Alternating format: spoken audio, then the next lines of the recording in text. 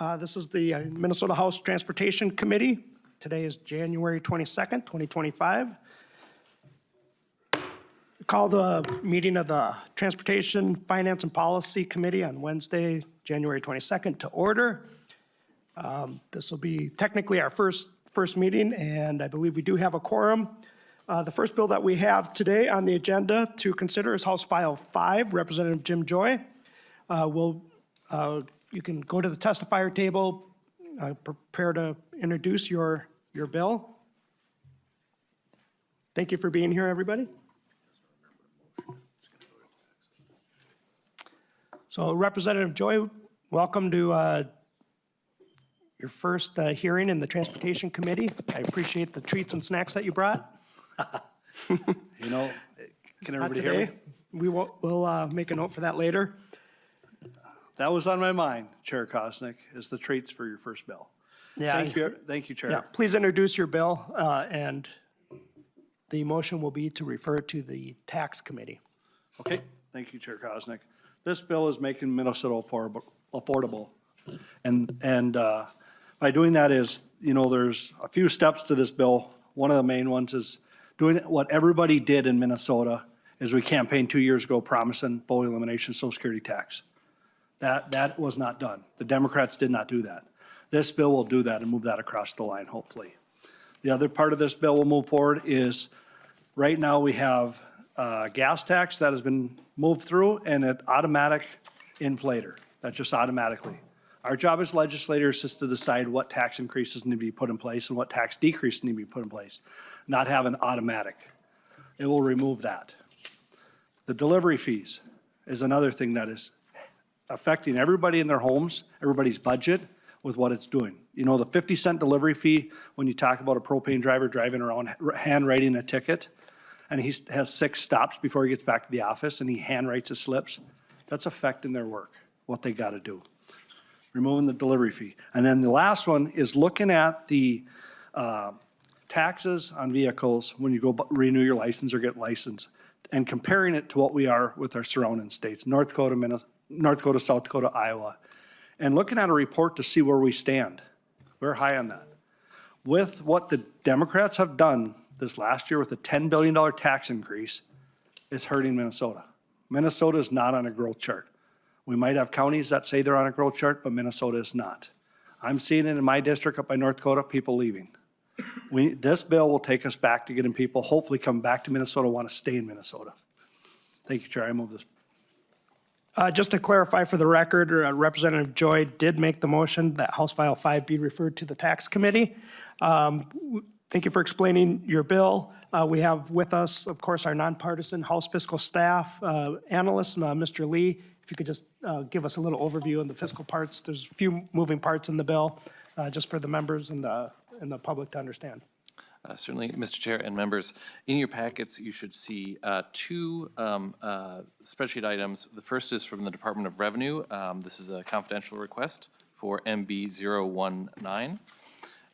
This is from the Department of Revenue, and it shows the estimates for the fiscal impact of the various components of this bill. So on the first few lines, you see the general fund impact, so you can see the full Social Security subtraction. And then you can see payments to counties with casinos and tribal tax agreements.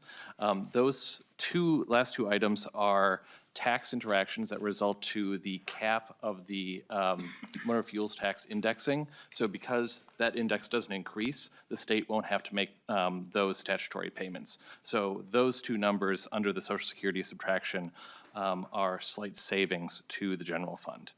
Then beneath the general fund items, you can see the effect on the highway user tax distribution fund. You can see the motor fuels excise tax change. The qualifying service station credit is another tax interaction relating to the capping of the motor fuels tax indexing. And then the motor vehicle rental tax, rather than being pointed towards the highway user tax distribution fund, it is instead moved to the transportation advancement account. Finally, you can see the transportation advancement account under that, where you can see the elimination of the retail delivery fee and moving that motor vehicle rental tax to make up some of the decline in revenue to the transportation advancement account. And then beneath that in the Department of Revenue note, you see the change to, within the metropolitan county, 7-county 0.17 or 0.75 sales tax. So more money moving from the Metropolitan Council for Transit into 7 metropolitan counties for various uses. Also in your packet is a spreadsheet from the MN House Fiscal Analysis Office. This shows some of the same information, but in detail with transportation formulas kept in mind. So the first few lines are the general fund impact, as mentioned before with the Department of Revenue note. And then lines 15 through 26 is the current allocation, the current law allocation of the transportation advancement account with the delivery fee and the sales tax on auto parts. And then the proposed change in House File 5 is on lines 63 to 77. So you can see the delivery fee blinking off on line 66. I should note that in fiscal year 2026, you see 4.588 million. That is because there's a 1-month lag time from the delivery fee switching off to the receipts coming in from June. And then you see the sales tax on auto parts is unchanged and the rental tax. Then you can see the formulas for the recipients of the transportation advancement account are different. And then on the next few lines, lines 11 through 113 is the impact on the highway user tax distribution fund. And then the net change to the various transportation funds are on lines 124 through 128. So you can see the trunk highway fund, the county state highway fund, the municipal state streets fund, townships, and this is the net of both township road and bridge, and turnbacks. Then on the back page, you can see the math relating to the change in allocation between the metropolitan counties and the Metropolitan Council, whereas the current allocation you can see on line 134 and 135, 83% Metropolitan Council and 70% Metro counties, and the proposed allocation is 74% Metropolitan Council and 26% Metropolitan counties. And that, Mr. Chair, is a quick walkthrough of the finance pieces, and I'm happy to answer any questions. Thank you, Mr. Lee. Don't see any particular questions at this point. We do have some testifiers that have indicated they would like to testify on the file with some of the stakeholders. We have Steve Barthel, Dave Wagner, Ann Finn, Cap O'Rourke, Mike Lee, Steve Finsky, Bruce Neisted, and John Phelan, and we'll go in that order. So at the testifier table, please introduce yourself and proceed with your testimony. Good morning, good afternoon, Mr. Chair and members of the committee. My name is Steve Bartle. I'm Director of Government Relations with the Minnesota Grocers Association. The Minnesota Grocers Association has been representing Minnesota's food industry for over 125 years. We're the only trade association in the state that represents the entire food industry from farm to fork. Our association represents over 300 member companies totaling more than 1,300 locations in the state. I'm here to express our strong support for the provisions in House File 5 that would repeal the highest consumer delivery fee in the nation. As we testified when this new fee on consumers was first proposed in 2023, there are significant challenges and costs that businesses face when required to implement and remit this fee. For starters, the cost of updating point-of-sale systems to track and calculate the delivery fee can run into the thousands of dollars per location.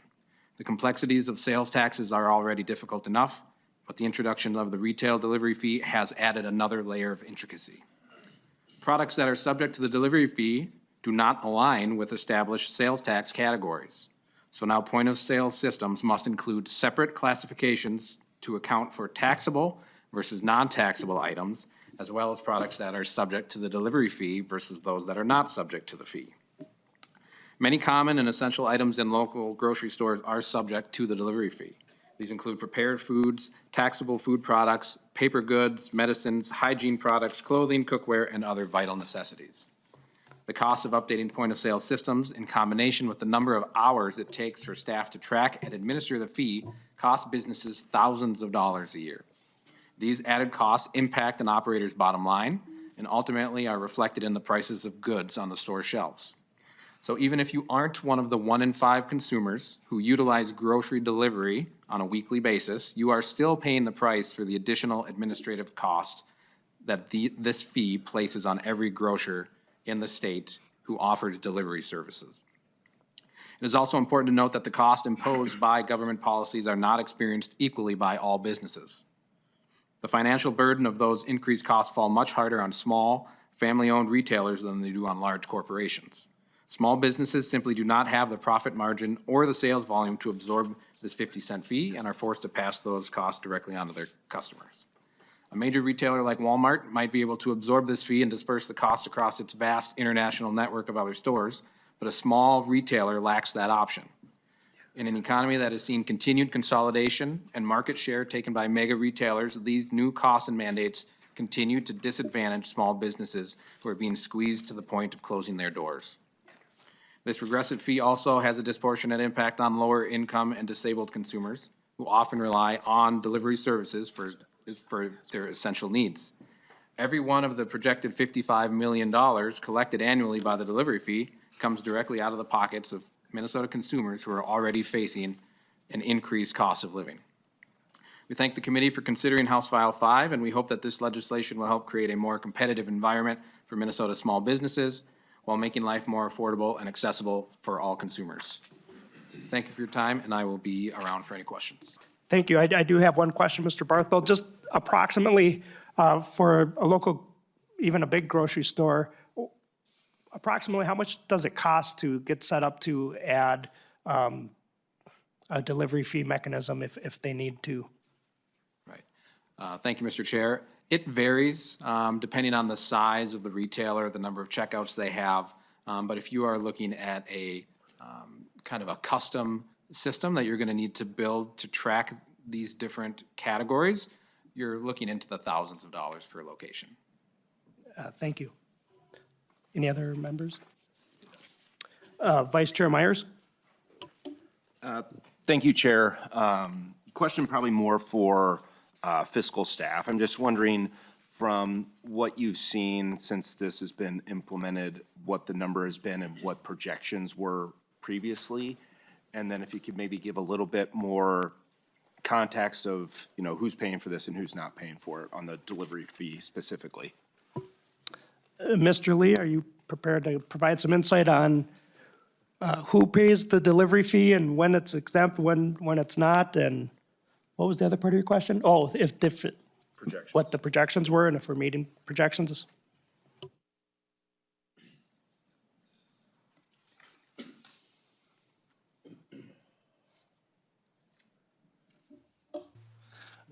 Mr. Chair and Representative Myers, I can give you a comparison of the projection versus the current forecast. So when the delivery fee was enacted in the 2023 transportation bill, the estimate for fiscal year 2025 was that the delivery fee would bring in $59 million, and the current estimate is that it will bring in $35 million. In fiscal 26, the estimate was that the delivery fee would generate $64.8 million, and the current estimate is $45 million. And in fiscal 2027, the estimate was that the delivery fee would generate $65.3 million, and the current estimate is $55 million. So the current estimates are lower than what was forecasted previously. As to who's paying it, I'm afraid I would not be the right person on that. Mr. Burris, yeah. Oh, maybe that part of the question is more directed to Mr. Burris on what are the exemptions for the delivery fee? When's it applicable and when is it not? Mr. Chair and members, Representative Myers, so the delivery fee is imposed on the seller, and the structure of the imposition is largely parallel to the state general sales tax, but there are some exemptions as well as additions on what tangible products the fee is imposed on when there is a retail sale and a delivery. So that's kind of the triggering mechanism. So there's kind of a number of things. Largely, it's tangible personal goods. There's some additions around the, in the area of prepared food, and some baby products are actually part of the exemptions. One of the key exemptions is around a $100 threshold on transactions. So when the transaction itself is below that threshold, the delivery fee doesn't apply. There are also exemptions on sales from bars and restaurants, and some nonprofit organization purchases, as well as purchases that involve some smaller businesses. And then the kind of the main addition is around some retail purchases of clothing, although there are exceptions in that around diapers. So there's some details on the specifics of the products, but that's kind of the general intro to the range for the fee. Okay, thank you, Mr. Burris. Any other member questions? So let's have, go through the next testifier, and then we'll go through. Dave Wagner, Executive Director, Minnesota Propane Association.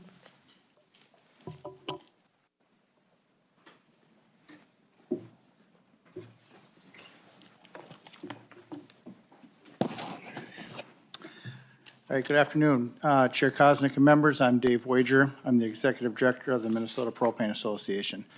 Thank you for allowing me to testify today on House File 5. The Minnesota Propane Association supports the provisions of House File 5 and the repeal of the delivery fee.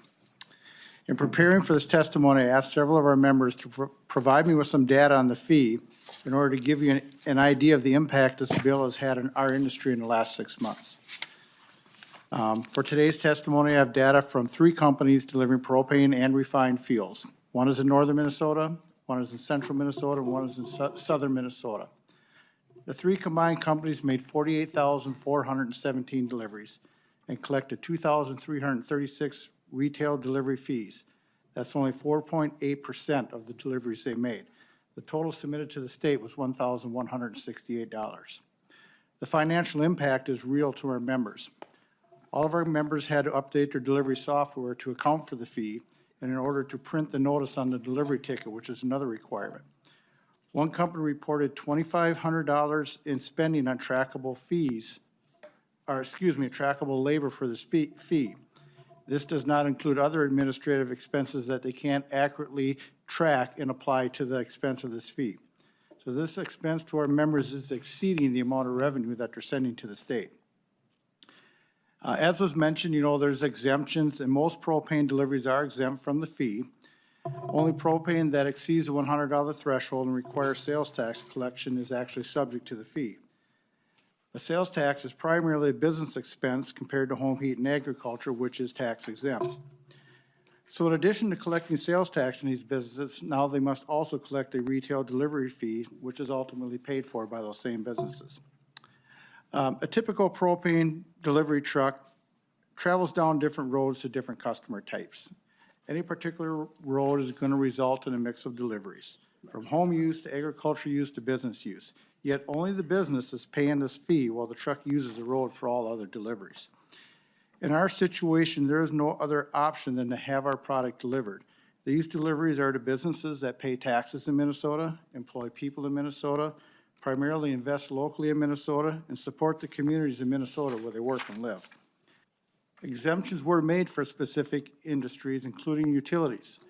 Propane provides the same benefits as utilities as the energy businesses need to operate in Minnesota. While we support this repeal, at the very least, we would like an exemption like that for utilities. Thank you for the opportunity to testify today. Thank you, Mr. Wager. I'd be interested in if you could provide the committee a copy of your testimony with those figures that you had on there. Yeah. And we do have a couple questions from the committee. We have Representative Scraba, you had a question for this testifier or no? Okay, but then maybe we'll wait until the end then with that question. Representative Olson? Thank you, Mr. Chair. Mr. Wager, can you repeat those? You said that there was 2,000 deliveries out of 48,000 deliveries that were taxable. And then you said something about how they paid $1,000 to the state of Minnesota, but the cost of what? Can you repeat that real quick? Okay, so in the first 6 months, these three companies that provided the data made 48,417 deliveries. And of those deliveries, they assessed 2,336 delivery fees for a total of $1,168. And then there's the expense where they all had to update their software, and that price does vary depending on their software provider and how they're operating their businesses. But one company reported $2,500 in trackable labor for implementing this fee. And that's just labor they could directly attach to the fee. They have other administrative expenses that they can't, account for, so they're just being honest in their reporting. Thank you, Representative Olson. Thank you, Mr. Wager. It appears that administering the delivery tax is an expensive tax to administer and distribute. Next, we have Ms. Ann Finn from the League of Minnesota Cities, please.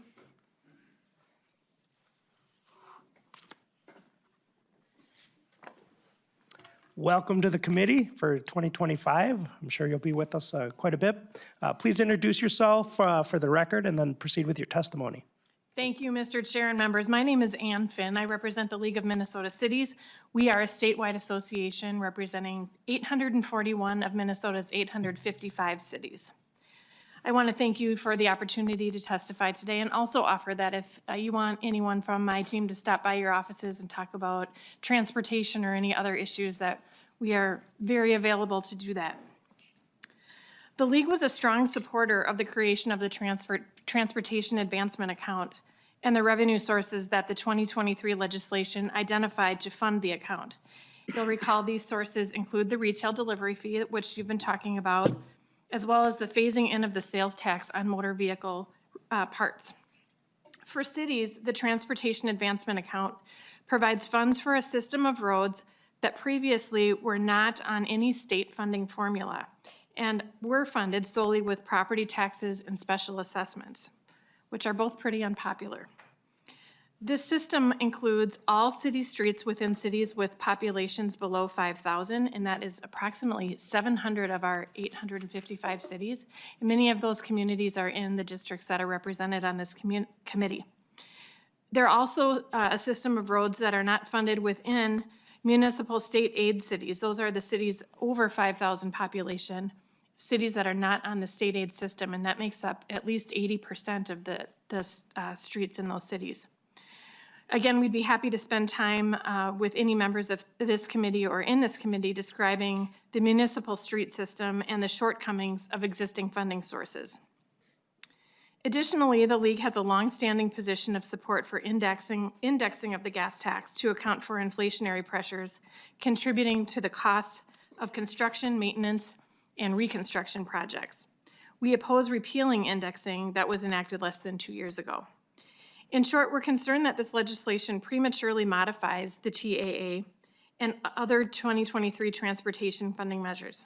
We respectfully request that you give the 2023 legislation more time to see how those revenues stream in, and that you consider changes after the funding streams stabilize. We would appreciate the opportunity to work with Representative Joy, and I've already reached out to him earlier today, and other stakeholders before this legislation advances. Thank you again for this opportunity. Thank you, Ms. Finn. Mr. Marble will keep track of committee questions, so just get his attention. Representative Anderson, do you have a question? I do. Yeah, please go ahead. I have a question to the testifier. The League, and I understand you're the recipient of the taxes off of these things. So in the transportation funding account, is the main concern the stream of revenue or where it comes from, the source, how it's done? Yeah, Mr. Chair and Representative Anderson, it's both. I think the main concern that we hear from our cities is that we want the funding source to be reliable. so that they know that it's coming from year to year. You might remember the Small Cities Assistance Account, which part of the TAA funds go to. That has been funded in fits and starts over the years. Sometimes they get money, sometimes they don't. And that's created a lot of angst at the local level in terms of trying to budget for the use of transportation funds. They'd love to be able to count on some funding every year and an amount that is as predictable as possible. So I didn't exactly answer your question, but I don't think we're totally wed to one source of funding. We just want it to be a stable source and an ongoing source. Thank you. Thank you, Representative Anderson. Any other committee questions? We'll proceed to the next testifier, Mr. O'Rourke, Cap O'Rourke with Minnesota Small Cities. And as he's coming to the testifier table, Representative Joy, I have a question. With your bill, there are different levels of funding for, as was mentioned by the League of Minnesota Cities. Are they kept whole, the small cities and the town roads? What's your intent with the different shifting and reallocating of Yes, funds? Mr. Chair, they are kept whole, yes. And, you know, as we move along here with this legislation, we don't want harm. We want to make sure we do it right, so yes. Thank you. Welcome to the committee. Mr. O'Rourke, please introduce yourself to the members and the public, and then proceed with your testimony. Thank you, Mr. Chair. Members, my name is Cap O'Rourke. I'm the Executive Director of the Minnesota Association of Small Cities. We advocate on behalf of the over 700 cities that have populations under 5,000. We are here, I want to express my gratitude for Representative Joy. We have worked together for a long time. A little bit of history, as Ann Finn had mentioned. Prior to 2023, Minnesota Small Cities were the only local government entity that got no dedicated funding for transportation costs. Every other unit of government, including townships, got some level of dedicated funding. We did get I think twice between 2010 and 2020, we got sporadic one-time funding, but our small cities could not plan on it. When it arrived, basically, it was like a bonus little LGA check, and it wasn't a lot, and so they spent it on largely road patching or to offset existing transportation costs. What we had been asking for was ongoing dedicated revenue that would grow, have some sort of growth factor, and in 2023, it appeared as if we were going to get that. What we were told in 2023 was that we were going to get a total for the next biennium of around $23 million. We were going to get $3 million in the first year, and we were going to get 18 approximately in the second year.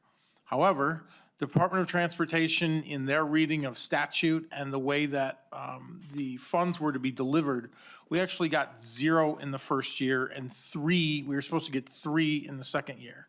There was a one-time appropriation approved last year for $11 million. That would have brought our biennial total up to about $14 million. So what we really have been seeking for is ongoing revenue that we can count on. And with this new, with the retail delivery fee, we are now seeing another revenue that is falling short of our expectations. We were expecting to get $18 million this year, and it looks like we're going to get under $14 million. So in the 3 years that this bill has been passed, Minnesota Small Cities has been shorted or below expectations, somewhere in the neighborhood of $14 million. So we are excited to have a revenue stream that I think was more stable and that we can count on. But to Representative Anderson's question earlier, we are neutral as to the exact revenue stream. We just want something that our cities can plan on and get in a reliable way. We get these funds different than any other entity. We get our funds paid twice a year in July and December, and there's a delay on that due to Department of Transportation. So we have to wait, and it gets split. Every other entity gets their payment in kind of one lump sum. So we hope that something along these lines that will give us the revenue that we can count on, that our cities can plan on, can move forward. Thank you, Mr. O'Rourke, for your testimony, and certainly a lot of things that we will continue to take into consideration as this bill and others, and we develop a bill towards the end of session to try to address those for you and the many Minnesotans that live in our small cities. Any member questions? I don't think. We'll proceed to Mr. Mike Lund with Metro Cities, please.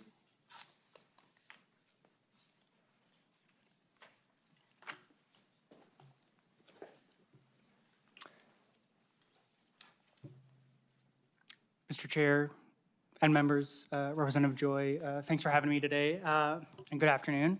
For the record, my name is Mike Lund with Metro Cities. We represent the collective interest of cities in the 7-county metropolitan region.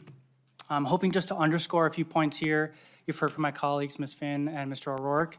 I won't explain small cities assistance account, although I will mention that there are over 50 small cities in the 7-county region. That's often forgotten about. I think several of them are in Representative Myers' district.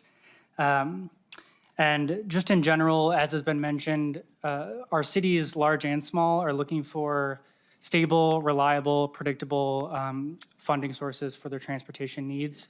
In the metro area, local transportation spending outweighs state and federal spending on our transportation system. The bulk of it, as has been mentioned, comes from property taxes. I believe in the metro, it's 47% of transportation spending, including those federal and state sources, comes from the local taxpayers. And it's just not keeping up with the needs that we see on our local systems. We support the Transportation Advancement Account.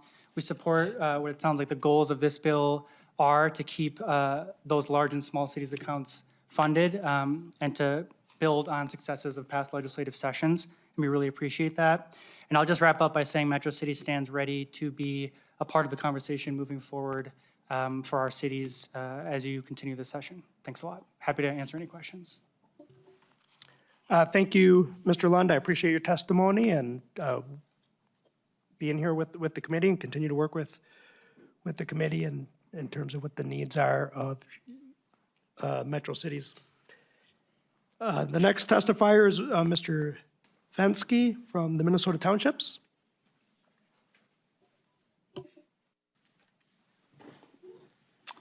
Good afternoon. I'm Steve Fensky with the Minnesota Association of Townships. I want to thank you, Mr. Chair, and the committee for hearing the bill, and Representative Joy for offering the bill, but also the conversations that you've had with us on this topic. I think, as many of you know, townships continue to seek more funding for their roads. Our members largely have felt left out over a lot of the past year's funding changes, and we're appreciate this bill, that townships are reflected in it and that effectively held harmless in it, and appreciate that. By way of background, townships spend about $230 million per year on their township roads. That's 55,000 miles of road. It works out to about 4,200 a mile per year. It's not a lot when you consider all the things that have to be done with a road. They're doing that largely with property tax revenues, because they get only about 41 million from state gas tax, and they don't have other sources of funding. There's no local sales tax or anything like that. So the importance of state funding is really paramount to townships. We are not very concerned about the source of that. Just looking for something that is consistent, not just one-time funding that townships can come to rely on and hopefully provide some property tax relief for the locals in that area. So I will leave it there. Thank you. Thank you for your testimony. Appreciate it. And, you know, it is important to highlight the point that the funding that this committee can do for our local cities and partners, townships, does help lessen the burden on property taxes. So I appreciate that point. Next up, we have Mr. Bruce Neisted with the Minnesota Retailers Association.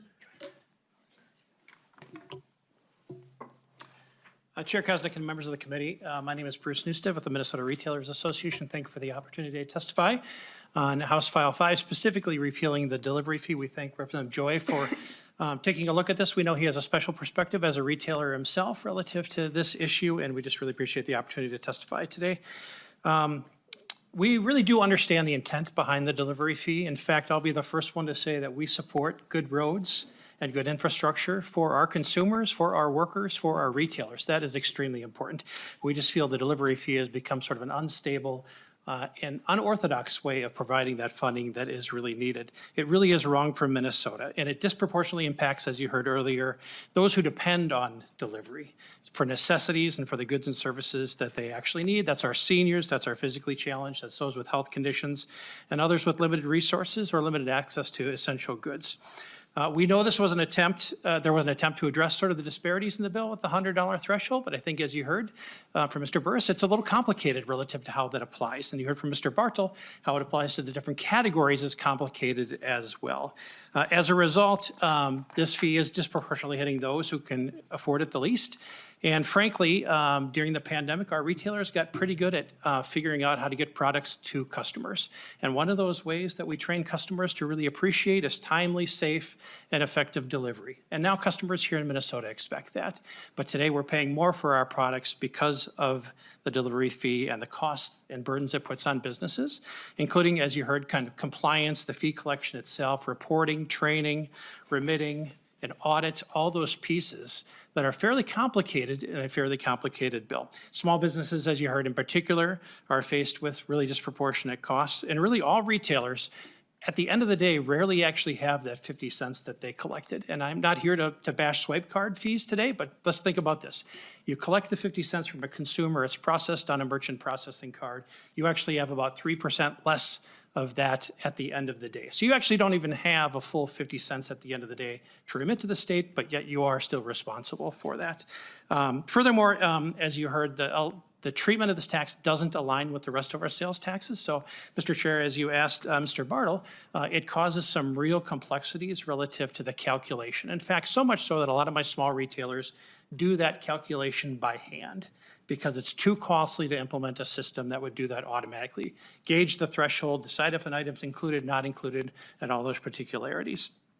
So because of that lack of alignment, it's even more complicated here in Minnesota.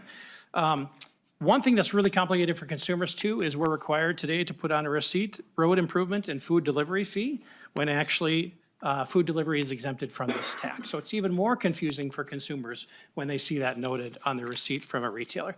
I'll end with just saying, I think we were told that this is an innovative approach to the future of transportation funding, that other states would hop on it as well, but to date, Minnesota and Colorado are the only two states that have it. Colorado's fee is significantly less than ours, a little more than half of ours, and they continue to tweak their model because it's fairly unpopular in Colorado, very unpopular among small businesses, very unpopular among consumers, and we're starting to feel that same effect here in Minnesota. Mr. Chair, I'll just end with, you asked Mr. Bartle about costs, and I thought he explained that very well. Costs of administering this for a small business are really going to vary based on the size of the business, the systems they have in place. But one thing I'll leave you with, I have a lot of members on my small business side that can't actually afford to make that initial investment. So they're making an after-the-fact calculation as best they can to decide how many consumers should have paid that fee. They aren't collecting that fee. At the end of the day, they're taking that out of their bottom line and the money that they could use to pay their workers and invest in their stores, et cetera. And that's sort of the hidden fee behind this, Mr. Chair. So take some of your swipe card fees. I just ran the numbers the back of a napkin. If we're collecting about $40 million, we're spending about $1 million in swipe card fees. And then take the fact that we might not have that money at the end of the day. We're actually collecting less than we're actually remitting at the end of the day. Thank you, Mr. Chair. Thank you, Mr. Newstead. Do we have any questions? Otherwise, our last testifier on the list is Mr. Phelan from the Center of American Experiment. Welcome to the committee. I look forward to your testimony, and please introduce yourself and then proceed with your testimony. Dear members of the House Transportation, Finance and Policy Committee, my name is John Phelan. I'm an economist at Center of the American Experiment. We're a public policy institution based here in Minnesota. Thank you for the opportunity to provide comments on H.R. 5, which would, among other measures, repeal the retail delivery fee. In 2023, Minnesota became the latest state, or actually only the second state, to impose a fee on deliveries from such as Amazon Delivery, Uber Eats, and DoorDash, specifically the 50-cent fee on orders totaling more than $100. Nobody denies that state and local governments face problems funding the building and maintenance of roads, but these delivery fees are an inefficient and ineffective way to close budget gaps, and lawmakers should consider other, better policy options. Talk about the problem a little bit. State and local governments are tasked with building and maintaining roads. They generally do so using revenue from three sources: a motor fuels tax, a tax on vehicle registration, and a motor vehicle sales tax. The motor fuels tax, the gas tax, is the largest source of funds, accounting for 35.1% of state and federal highway funding in Minnesota in 2020. But this source of funding has been squeezed in recent years by three factors. The first factor is inflation. Until January 1st this year, Minnesota imposed a gas tax of 28.5 cents a gallon, which, according to the Tax Foundation, was the 31st highest rate in the United States. It was a rare tax which was not relatively high in Minnesota. But inflation erodes the purchasing power of money. Minnesota's gas tax went from 28 cents a gallon to 28.5 cents a gallon in July 2012. Thanks to inflation, what 28.5 cents could buy in July 2012 would have cost 39 cents in May 2024. Gas tax revenues didn't go as far as they did. The gas tax is now up to 31.8 cents a gallon. The second factor is improved fuel economy. The Department of Energy writes in 1975, the sedan wagon class had the highest average fuel economy of all new light-duty vehicles produced at 13.5 miles per gallon. By 2021, the average fuel economy for the sedan wagon class had risen to 31.7 miles per gallon. Beginning around 2000, fuel economies began to rise again, while all vehicle classes have experienced impressive gains in fuel economy over the past 2 decades. The car SUV class has seen a 70% improvement since 2000. But if we are imposing a tax on each gallon of gas sold to cover the construction and maintenance of roads, this improved fuel efficiency means that you will be imposing more wear and tear on the roads for each 31.8 cents you pay. In 2012, for example, the Department of Energy's data show that a car SUV traveled an average of 23.3 miles for each gallon of gas and each 28.5 cents of gas tax paid. By 2021, this had risen to 30.5 miles travel for each gallon of gas and for each 28.5 cents of gas tax paid.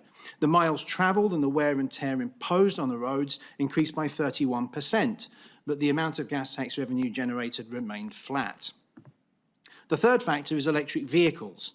According to the Minnesota Department of Transportation, the number of electric vehicles registered in Minnesota increased by 1,440% between 2016 and 2022, from 749 to 11,534. The state government wants to increase this further so that 5% of light-duty vehicles registered in Minnesota will be EVs by 2025 and 65% by 2040. This presents two problems. First, these vehicles impose wear and tear on roads and bridges but do not pay the gas tax to cover it. Indeed, EV owners pay an annual $75 fee in lieu of the state gas tax. This isn't nearly enough. The Federal Highway Administration reports that Minnesotans drive an average 11,361 miles per vehicle annually, with an average miles per gallon of 16.68. Working out average gallons of gasoline purchased, we can calculate that the average Minnesotan motorist pays $194 in gas tax annually, more than double what an EV driver pays in lieu. Second, while contributing less than their fair share to the maintenance of the roads, electric vehicles actually impose more wear and tear than conventional vehicles.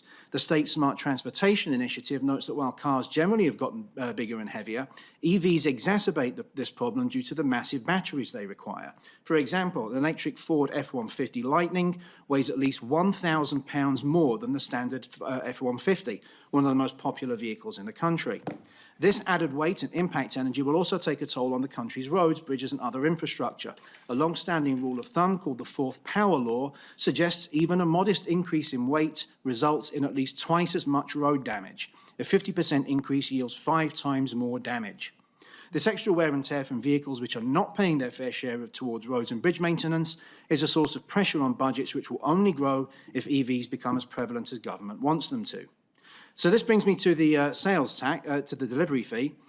Transportation funding problems are then very real, but Minnesota's delivery fee is a misconceived way to remedy them. First, our state's delivery fee contains a number of exemptions which makes the tax complicated and difficult to comply with. Food, including from restaurants, medical supplies and baby products are exempt. So too are deliveries from retailers with less than $1 million in retail sales during the previous calendar year, and so too are transactions not subject to sales and use tax, except for clothing.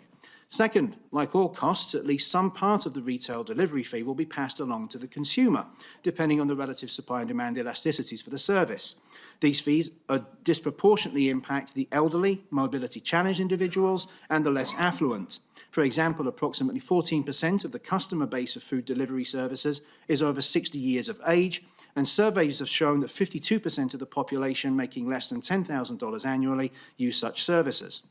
Third, these fees put local retailers at a price disadvantage to non-local competitors that do not use last-mile delivery services. While exemptions do allow for small mom-and-pop stores to not be hit by these fees, larger local companies, especially sellers marginally above the limits, would be affected. As profits among delivery companies are already razor-thin or even cross-subsidized among certain entities, it is reasonable to expect that delivery charges would increase by the full amount of the tax. As this fee is inevitably passed on to the consumer, it is likely that the demand for locally delivered items would decrease at the margins, making the playing field even less even for retailers. Fourth, delivery companies that use gasoline or diesel-powered vehicles would be responsible for paying the delivery fee in addition to the state gas tax. This, in effect, is double taxation of the same use of the transportation infrastructure. This favors those companies who use electric vehicles, compounding the problems of transportation finance I've already discussed. For these reasons, the retail delivery fee should not be a part of the solution to a very real problem. Thank you. Thank you for that testimony, Mr. Phelan. That's the last public testimony on our list. If there's anybody here in the public that didn't make the cutoff, we do have time. If just let us know first. I don't see any. Thank you again. We'll move into member discussion if there's any questions, comments.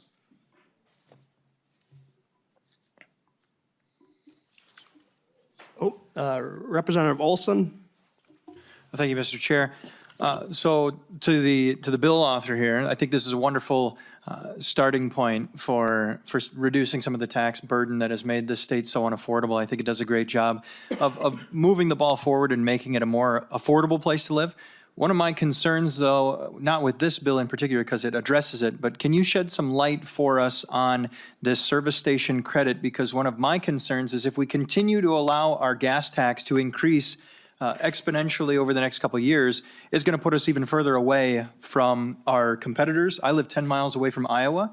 Their gas tax is currently lower than Minnesota's. It's not a whole lot lower, but I know where in Iowa I can go to get the cheap gas. And how does that hurt service stations in Minnesota itself? How does it reduce our competitiveness? And how does this service station credit kind of address that issue?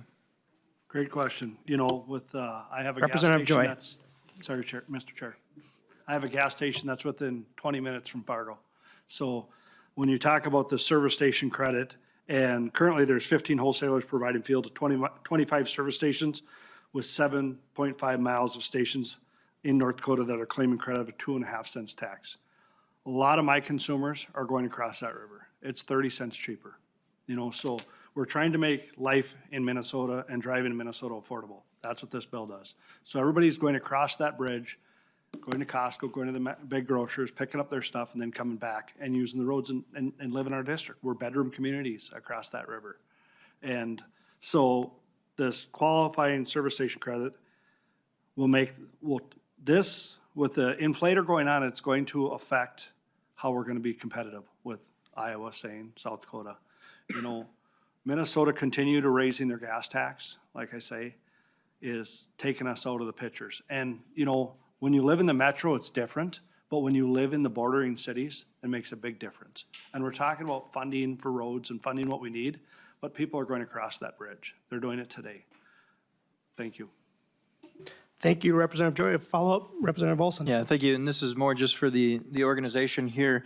You know, we look at all the things that we're being nickeled and dimed with. We talk about from all the testimony that we heard today. I think it was very clear that the small cities, the league, they don't care where the money comes from. They want to make sure that the money is they know when it's coming, they know an idea of what it's going to be, and it's not a difficult thing to administer. And so what we're seeing over the last year here with this service fee or the delivery fee is that nobody's, when you're in Amazon, when you're opening your cart up and you put more than $100 worth of stuff in it, what you're seeing is it says right there, you have a delivery fee, and then you say to yourself, well, no, I'm going to split this up into 2 different shipments.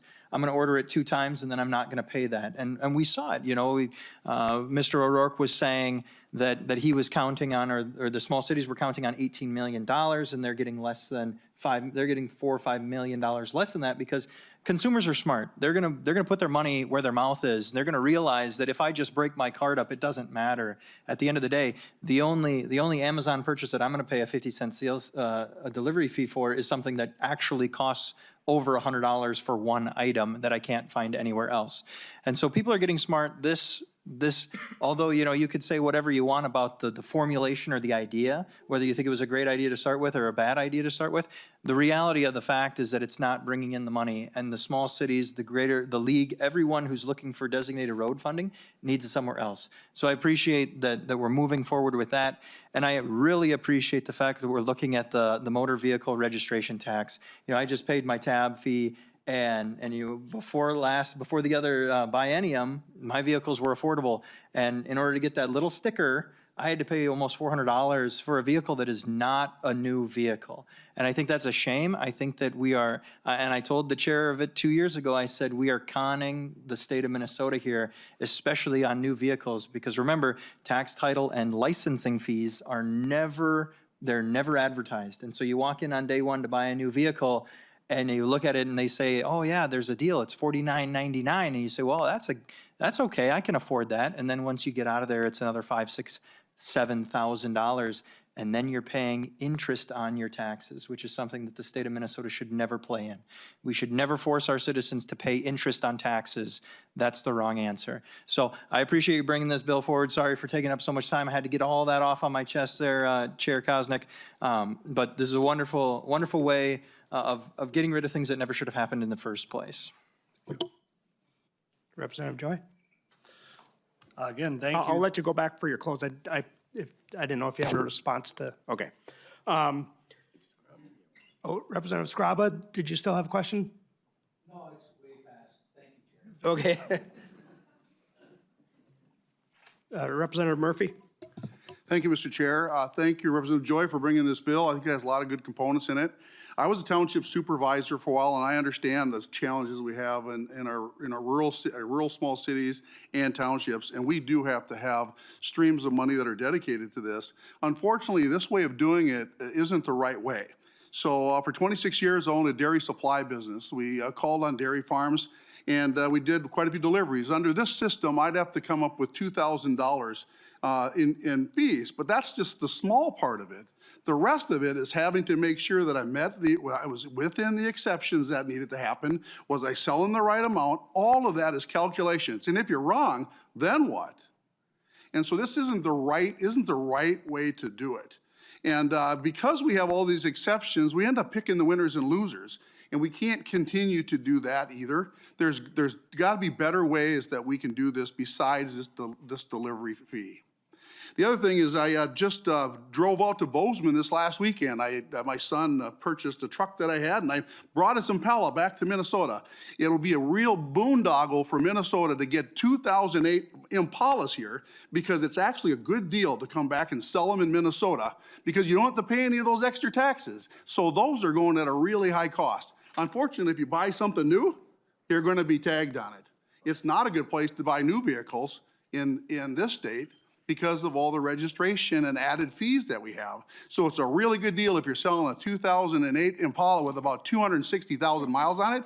This is the place we brought it back to, because this is the hub for them. So that's why these things are not right. We need to have those revenue streams, but this is not the right way to do it. It penalizes a lot of the people that drive the economy, and we don't need that. So thank you, Representative Joy, for bringing this bill. I think it's the right direction. We have some work to do to make sure we take care of our townships and small cities, but this isn't the right way to do it. So thank you. Thank you, Representative Murphy. Vice Chair Myers. Thank you, Chair. Representative Joy, I just want to say thank you for bringing a bill forward here that's trying to address affordability for individuals and, families in Minnesota. One of the big pieces of this is something that I heard, almost every single day this summer when I was out. And that's something that we heard from our seniors, and grandparents. If Minnesota is going to be a great place to raise a family, that also includes grandparents and seniors. And we've got to do something, and this is putting us, on the right track to work through that. So I just want to say thank you for that. Thank you for, prioritizing, seniors, these individuals, and I know you'll keep working with the stakeholders here, and, you know, this is going to continue to move in the right direction. Thank you, Vice Chair Myers. Representative Joy, I'd served on the tax committee with you. I'm not on that this year, but, you know, there's certain principles of tax policy, and we're not in the tax committee, but we are talking about taxes on transportation. And the Tax Foundation has kind of a metrics of good tax policy that should be simplicity, stability, neutrality, and transparency. And I think what we've heard today is the lack of those principles being used in the delivery fee mostly. You know, it's very complicated. It's expensive to administer. It's not really a neutral tax. It's taxing some and not taxing others. It's convoluted. And it's not very transparent when it's charged to the seller and not necessarily to directly at the consumer level either. And on top of that, in my neighborhood, we've got delivery trucks coming and going all day long, and most of them are probably exempt. I live with 2 teenage daughters, and so we have delivery. They shop a lot differently than Dad. I'm still old school. I like to go in there and touch it and feel it and go into the brick and mortar, but somehow Amazon's got our address, and they're coming and going all week long between our house and our neighbors. And that wear and tear that was mentioned on our roads, we're not addressing that particular issue if that's part of what the delivery fee was intended to do. And so do you have some comments on the effectiveness of the delivery tax and if it's meeting its mark? Thank you, Mr. Chair. It is underperforming. One of the things too, when we put these fees in, when we put the gas fees, we put the delivery fee in, you know, when we talk about small retailers, large retailers, we talk about them changing their software up at the till. I'm a retailer myself. It's $15,000 for 2 tills for me to upgrade my software. Then I gotta have administration fees in that. And when you look at a 50-cent delivery fee or an increased our gas tax, just always keep in mind there's 3% credit card fee on that. And so it's just not what's affecting it's how much it's affecting us with everything we have to do. So as we continue in Minnesota pushing fees and thinking that we gotta move the number higher and charge this, it's making us less competitive. It's making life and driving in Minnesota unaffordable. And we want to make it more affordable. You know, that's what we're seeing today. And the retailers aren't just taking this and not passing it on. It's getting passed on. So they have to pass everything on to the consumer, which is making life not easy to live in Minnesota. So I hope we again make life and driving in Minnesota affordable. So thank you. Thank you, Representative Joy. There are no amendments at this time. We'll continue to work on the file. Is there any other final discussion on the bill, members? Hearing none, Representative Joy renews his motion that House File 5 be referred to the Committee on Taxes. Do you want to close, or did you already? I already did. You're good? Okay. Any further discussion? Hearing none, those in favor signify by saying aye. Aye. Those opposed? The motion prevails. The bill is referred to the Committee on Taxes. There is no further business in front of the committee today. I do want to take some time to introduce, we got some new committee pages. We have Michael over here, and Harry there he is over there. So thank you for helping us on the committee, Michael and Harry. Our next committee meeting will be regular times on Mondays and Wednesdays, and keep posted for your emails and on the committee website for the agendas to be determined. The meeting is adjourned.